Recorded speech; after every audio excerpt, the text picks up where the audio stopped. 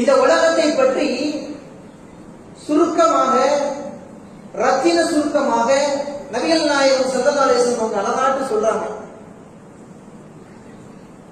இந்த ஹதீஸ் என்பது அஹ்மதிலே பதிவு செய்யப்பட்டிருக்கிறது.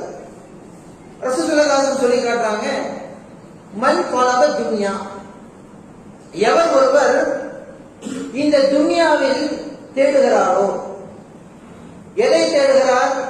ஆசை பாசைகள், உலகத்துடைய இன்பங்கள், உலகத்தில் இருக்கக்கூடிய எல்லா காட்சிகளும் ஆசையாக யார் இந்த உலகத்தை தேடுகிறார்களோ, எதை மறந்தவர்களாக?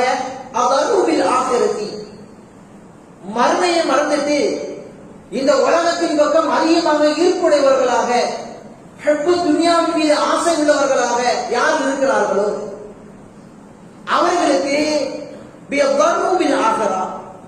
மறுமையில அவர்கள் நஷ்டவாளியாக இருப்பாங்க.